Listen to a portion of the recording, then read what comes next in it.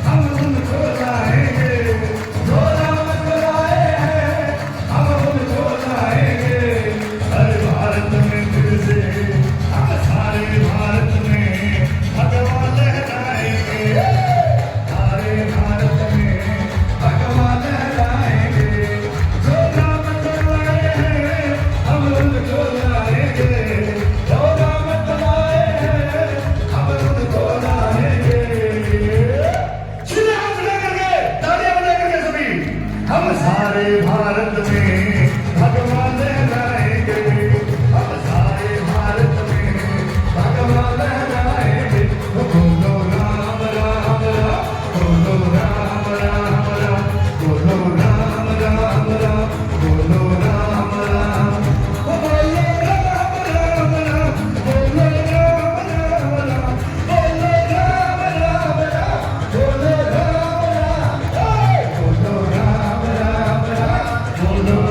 राम राम, बोलो राम राम राम, बोलो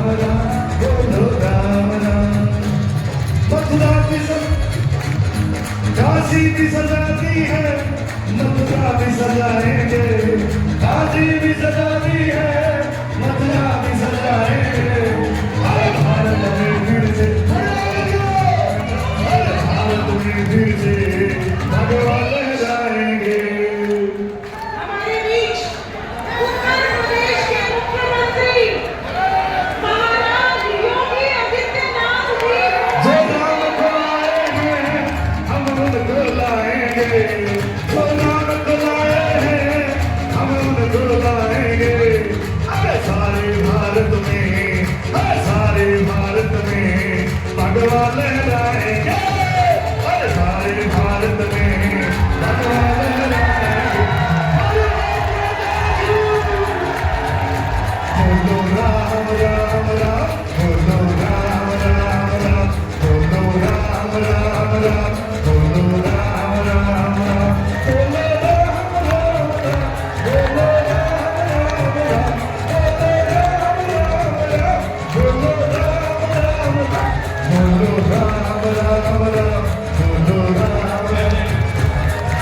बोलो भारत माता की।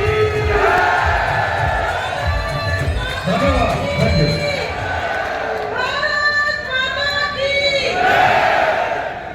आज कुरुक्षेत्र लोकसभा की महाविजय संकल्प रैली में उत्तर प्रदेश के मुख्यमंत्री महाराज योगी आदित्यनाथ जी हमारे बीच में पहुंचे हैं। हम सब कुरुक्षेत्र लोकसभा के वासी उनका हृदय की गहराइयों से अभिनंदन करते हैं, स्वागत करते हैं और उनको नमन करते हैं। और मैं इसी कड़ी में आगे बढ़ते हुए हमारे कुरुक्षेत्र लोकसभा के प्रत्याशी भाई नवीन जिंदल जी से प्रार्थना करूंगी कि उनको पुष्प गुच्छ देकर और कुरुक्षेत्र की पावन धरती, जहां पर गीता का उपदेश हुआ, जहां पर भगवान कृष्ण ने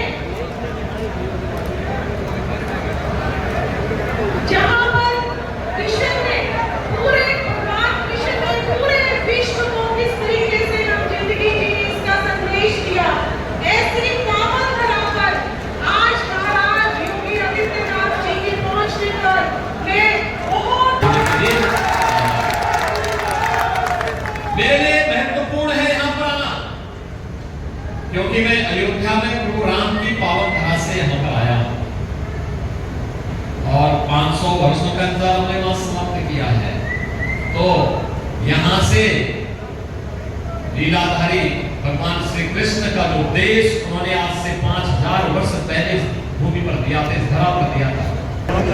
सम्मान भी भाजपा देगी, सुरक्षा भी भाजपा देगी, विकास भी भाजपा कराएगी और साथ साथ ब्रह्म सरोवर जैसे स्थलों को एक भव्य दिव्य रूप देकर के, उसको आधुनिक स्वरूप देकर के, जन आस्था का सम्मान करते हुए उसको एक नई ऊंचाई तक पहुंचाने का काम भी भारतीय जनता पार्टी के नेतृत्व में ही संभव है। आज मोदी जी के नेतृत्व में पूरे देश में बड़े पहुंचे 5000 वर्षों की विरासत को लेकर के हमारे साथ खड़ा है।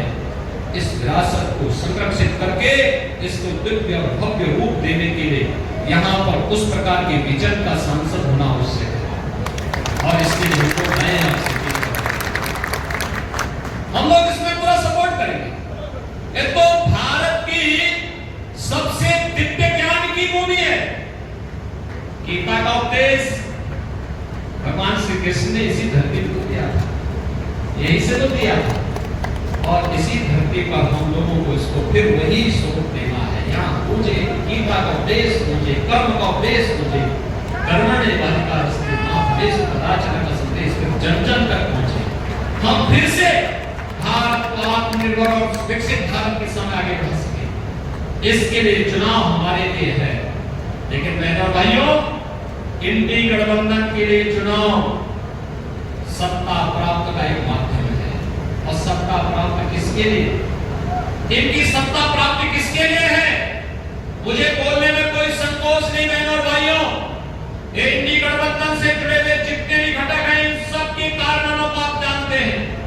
कोई भी हो, चाहे वो यहां पर आम आदमी पार्टी हो, पंजाब में जो आपस में ही लड़ रहे हैं, या फिर यूपी में समाजवादी पार्टी हो, बिहार में आरजेडी हो, या इनके महाराष्ट्र के पार्टनर हो, या इनके साउथ के पार्टनर हैं, इन सबके कारनामा को अगर आप देखेंगे, किसी की निष्ठा भारत के प्रति नहीं है। कोई भारत के बारे में नहीं सोचता है, 140 करोड़ भारतीयों के बारे में नहीं सोचता है। ये केवल आपस में लड़ाओ, फूट डालो, राज करो की नीति पे विश्वास करते हैं। इनके द्वारा अपने मैनिफेस्टो में जो बातें इन्होंने लिखी हैं, अगर आप उनको पढ़ेंगे, एक बात जो इन्होंने लिखी है, और श्री राहुल गांधी भी कहते हैं कि अगर कांग्रेस सरकार में आई, एक झटके में हम गरीबी हटा देंगे।